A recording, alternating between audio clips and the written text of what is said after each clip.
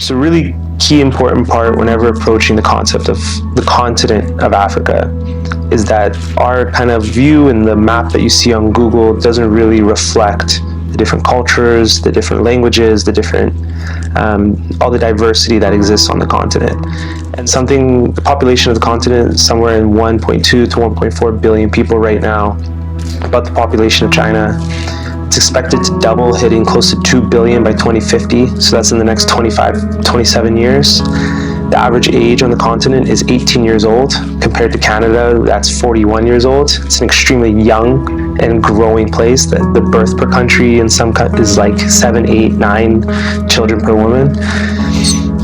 There is extreme diversity on the continent. There's about 2,000 different languages, and doesn't consider all the different dialects and sub-languages that break off from there. And there's about 54 UN recognized countries, and then another 5 to 10 territories or independent states that have broken off over the years. Another way to get a sense of the size of the continent is that you can probably fit the entire US mainland, all of the China mainland, all of Western Europe and India into the continent of Africa, and you still have a few 100,000 kilometers to spare. It is a massive continent, and it's really not well reflected in most maps. Another good approach to look at it is that when you look at the borders in the country, borders were not drawn through years of war and separation. Much of it is the legacy of colonialism. So there are population groups that have been split in half, groups that never used to live together have been grouped together, and has left the continent with a lot of tensions, left a lot of populations sparsely separated in different places. Linguistic groups aren't really reflected in the name of the countries, ethnicities aren't really reflected well. So it's a key part to not just get to know what country that client might be, or that youth might be coming from, but also what specific ethnicity they might be, what cultural group are they part of, what linguistic group are they part of. Another great way to kind of get a sense of the continent is looking at maps that define the colonial borders, and that will give you a lot of historical context to where that youth is coming from or their family. About half the continent was colonized by France, so there's probably 10 to 15 countries that are French speaking. There's several countries that were former British colonies, Portuguese, German, and Italian colonies, which can kind of help inform some of the cultural pieces there, some of their migration patterns, why some families prefer to move to Quebec versus Western Alberta. Everything plays a role into that. When thinking about those families as they come to Canada, it's also important to understand that in the last 50, 60 years, there's been a lot of conflict on the continent, and that has also been a direct result of colonialism.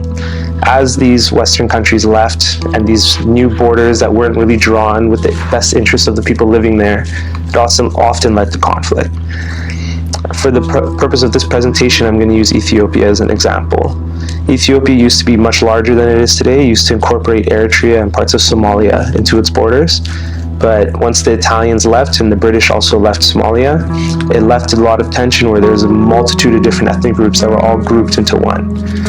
The modern day language that you associate with Ethiopia, called Amharic, comes from the region called Amhara, which was the old monarchy in Ethiopia, which is about 20% of the population in Ethiopia, and doesn't really reflect all the different people and all the different groups and linguistic groups that exist in that region. And that immediately led to a series of conflicts, communist revolutions, Cold War politics, that ultimately led to what you see today with the modern day borders with Eritrea, Ethiopia, and Somalia and Djibouti. And this kind of had its own trickling effect where you saw generations of migrants start to leave that region. And whether that's going through Europe, whether that's been going through Sudan. Sudan has one of the largest diasporas of Eritreans today, as well as Jeddah in Saudi Arabia is just across the Red Sea from there. Uganda, Israel, Egypt, you can kind of see where those ripple effects have had. The modern day migrant crisis in the Mediterranean can be all tied back to a lot of conflicts all across West Africa and Central Africa, where post-colonial periods ended, the British and French left, borders didn't really fit the needs of the people, led to wars, led to migration patterns, and then what you see today is the aftermath of that.